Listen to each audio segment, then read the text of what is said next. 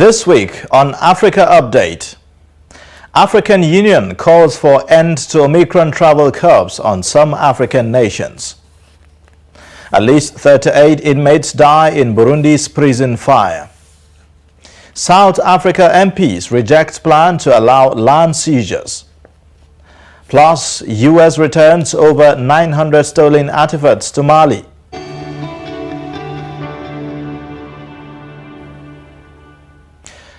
Hello and welcome to this week's edition of Africa Update, where we bring you the week's recap of stories from across the continent. I am Ayuba. Thank you for joining.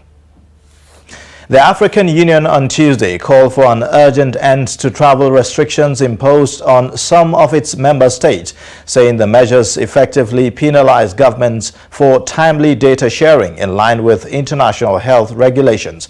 The measures act as a disincentive for information sharing in the future, potentially posing a threat to health security on the continent and globally, the AU said in a statement.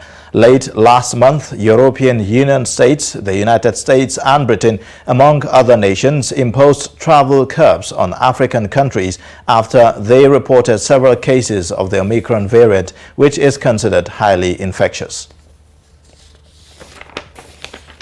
Now, Senegalese President Macky Sall and South African President Cyril Ramaphosa on Tuesday denounced the unfair representation of Africa in the United Nations Security Council, regretting that no African country is a permanent member.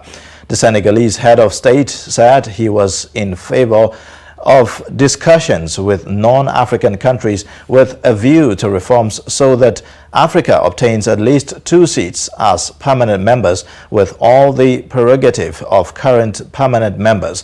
Macky Sall described as unfair the non-representation of 54 African countries as a permanent member of the Security Council, saying that leaders across the continent will continue to fight what he considers injustice. The African continent usually has 2 to 3 non-permanent seats on the Security Council, currently held by Kenya, Tunisia and Niger.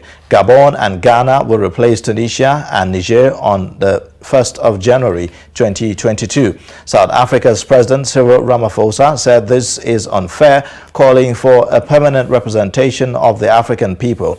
He says it cannot be fair that 1.3 billion people views and thoughts cannot be heard at that high level in the same way that the views of the countries which have the veto right are heard.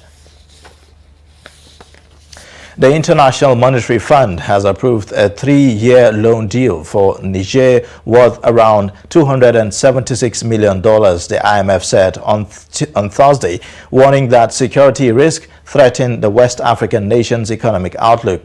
The decision allows the immediate disbursement of $55 million to support basic infrastructure and social spending plans, desperately needed by the 10 million Nigerians living in extreme poverty, according to United Nations data.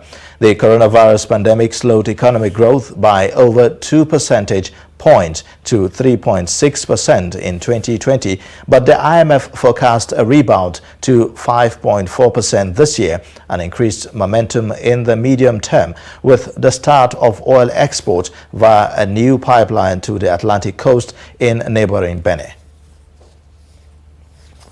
At least 38 prisoners are feared dead and 69 seriously hurt after a fire broke out in the main prison in Burundi's capital, Gitega, on Tuesday. The country's vice president confirmed the incident. Many prisoners were still sleeping at the time of the incident at 4 a.m. The Interior Ministry said on Twitter that the disaster was caused by an electrical short circuit at the nearly a century-old prison. Images posted on social media showed huge flames engulfing the prison and bodies of men lying on the floor. A police officer said the emergency services were late to the scene, with the first fire truck arriving 2 hours after the start of the blaze. Victims with most serious burns were taken to hospital, some carried in police pickup trucks, while others with milder cases were treated at the scene, witnesses said. Now, 20 people, including 2 Frenchmen, went on trial in Madagascar on Monday, accused of a plot to stage a coup and assassinate President Andry Rajoelina. The defendants face charges ranging from criminal association to compromising state security and planning to kill the head of state. The alleged operation has been called the Apollo 21 plot, although only 20 of an initial 21 suspects were retained for trial. The defendants put together a plan to eliminate or neutralize various Malagasy public figures, including the head of state, according to the prosecution. The 2 Frenchmen are Paul Rafanoharana and 58-year-old dual French Malagasy national, who is a former advisory to the president, and Philippe Francois, 54, an ex-colonel in the French army who ran an investment company in Madagascar called Sarah First. The 2 men's wives are also among the defendants. Now, judges at the International Criminal Court on Thursday confirmed war crimes and crimes against humanity charges levied by prosecutors against a former commander of the Seleka faction in Central African Republic. The decision paves the way for the case of Muhammad Said Abdul Kane to go to jail. Lawyers for Said, who was detained and transferred to The Hague in January, have said that they will prove he is innocent. An ICC statement said judges found sufficient evidence to establish substantial grounds to believe that Mr. Said was a senior member of the Seleka coalition and is criminally responsible for crimes including torture of prisoners during his term at the Central Office for the repression of banditry in the capital, Bangui, between April 12 and August 30, 2013. The Central African Republic has been mired in violence since a coalition of mostly northern and predominantly Muslim rebels known as Seleka, or Alliance in the Sango language, seized power in March 2013. Their brutal rule gave rise to the opposing anti-Balaka Christian militias, several of whose former leaders also face charges at the ICC. The office of Ethiopia's Prime Minister Abiy Ahmed says he has returned to his usual work in the capital and has left the battlefront. The Prime Minister has been at the front line in the civil war which started in Tigray last year. The federal troops have been fighting rebels from the northern Tigray region. In recent weeks, federal troops have recaptured areas that were formerly The federal troops have been fighting rebels from the northern Tigray region. In recent weeks, federal troops have recaptured areas that were formerly under rebel control. The rebels have, however, been insisting that they have strategically withdrawn from the areas. Meanwhile, the Ethiopian government said it had retaken the strategic northern towns of Dessie and Kombolcha more than a month after Tigrayan rebels claimed to have seized them. The historic town of Dessie and Kombolcha, a trading and industrial city, have been liberated by the valiant security forces, the government's communications department said on Twitter.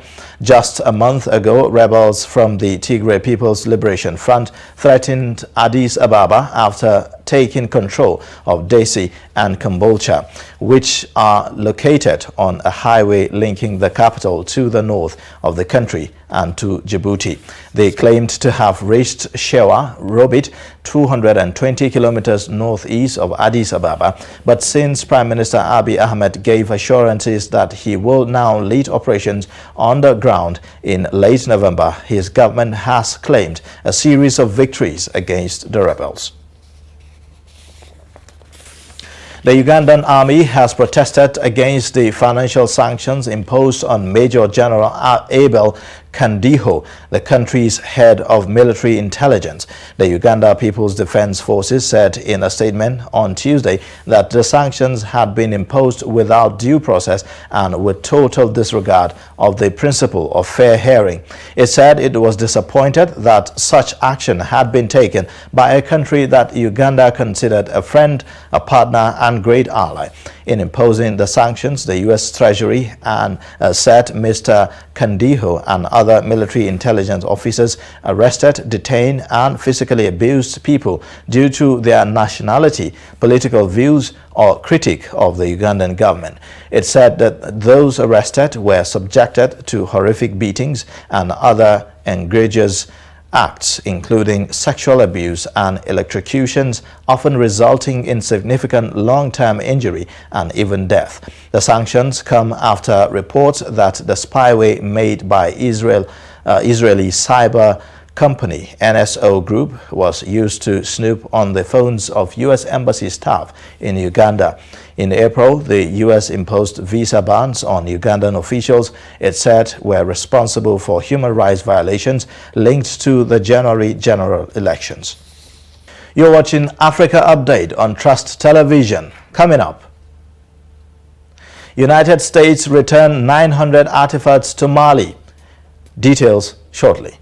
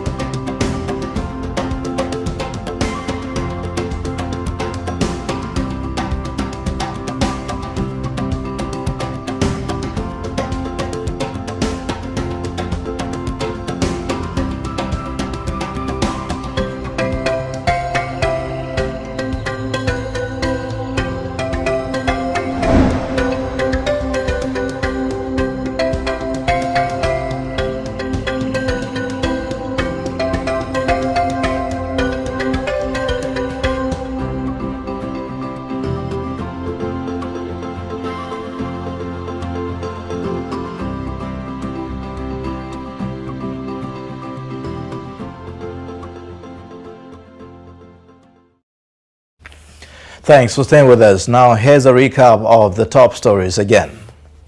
African Union on Tuesday called for an urgent end to travel restrictions imposed on some of its member states.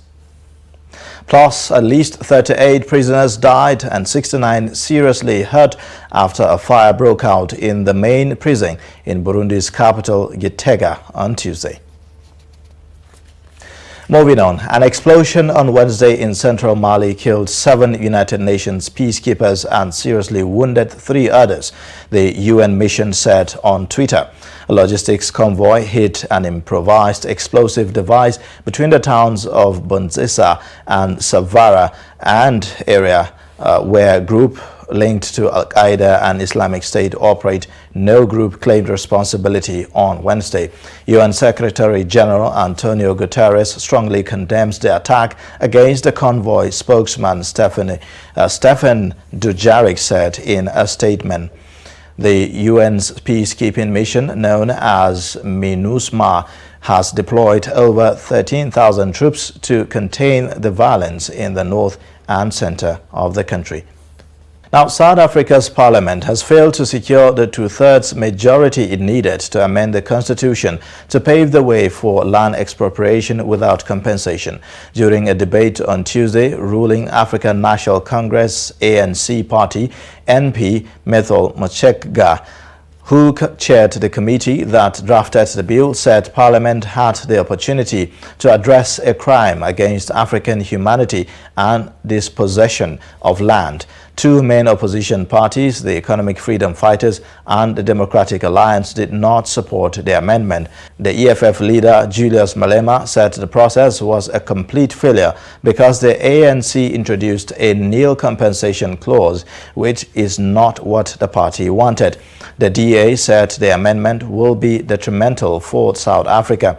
The country's white minority is believed to have a disproportionate hold over land, with a few thousand white commercial farmers possessing the most fertile land. However, critics fear expropriation could lead to land grabs, as happened in neighboring Zimbabwe. Veteran Kenyan opposition leader Raila Odinga launches his fifth bid for the presidency on Friday, this time with the support of his former foe, President Uhuru Kenyatta. Voters in East Africa's biggest economy are due to go to the polls in August, but Kenyatta will not be on the ballot due to a constitutional term limit of 2 5-year terms. Odinga's last three runs for the office in 2007, 2013 and 2017 were marked by high drama after he led his supporters to protest at the outcomes or challenge them in court, saying his victories were stolen.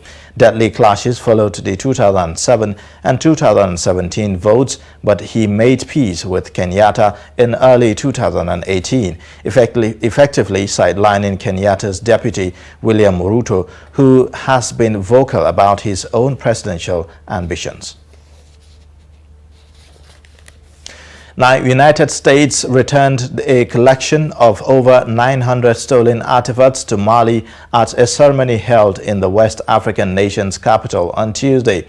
The 921 looted archaeological and ethnographic objects arrived in Mali last week. That they had been illegally trafficked in the U.S. but were previously listed as replicas. Mali Prime Minister Choguel Kokala Maiga and the U.S. Ambassador Dennis Hankins opened carefully packed boxes containing the objects in front of the media at Bamako's National Museum. Ambassador Hankins then handed the objects to the Prime Minister in a symbolic gesture. The items were initially discovered in 2009 and were then handed to anthropologists to determine their authenticity. Among the artifacts are flagstones and axe heads dating from the Neolithic period. Mali plans to put the artifacts on display in the country's museums. 4 lecturers at a leading university in Morocco have appeared in court over accusations of offering students better grades in exchange for sex. The academics have been charged with incitement to debauchery, gender discrimination and violence against women. They have not yet pleaded. This is the latest sexual harassment scandal to hit a Moroccan higher education institution.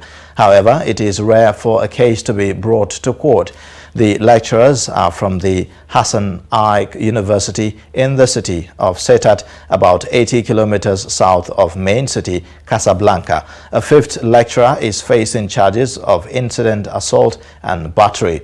The story came to light in September through the leaking on social media of messages that are said to have been between the lecturers and students. Now, a fast-growing agricultural export sector requires stringent checks to make sure farms growing fresh produce for export comply with strict standards. Clarence Mwale is one of only a handful of experts in his region qualified to ensure that farms comply. Meet the farm assurer, who looks like a rock star.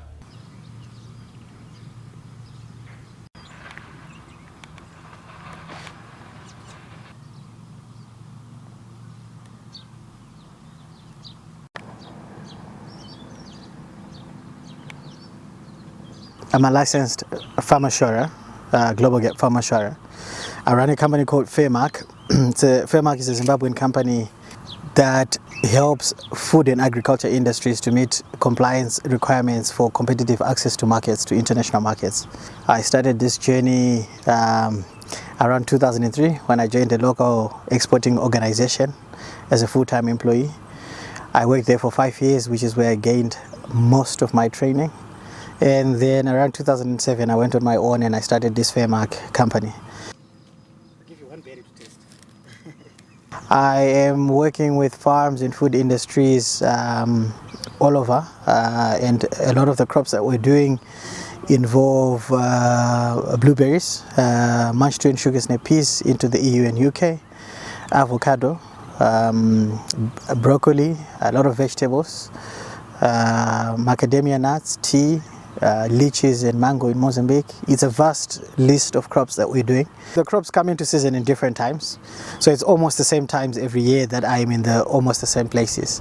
So in the beginning of the year, say in February, March, we do soft citrus. So I am with the soft citrus farmers. Right after that, we got munch-to and sugar snap peas coming into season, so that stretches pretty much towards the end of winter. And then as that is coming out of season, we start doing blueberries.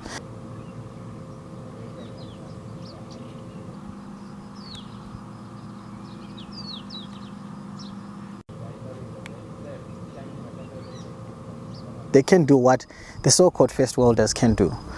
That's my motivation. I like to give every farmer a chance or an opportunity to sell their product on the international platform. For me, if we can all believe that we can do that, we can make it, and we can change around this economy, we can change around the system, we can change around the third worldness that we are categorized in. So that's my motivation, that's what I believe in.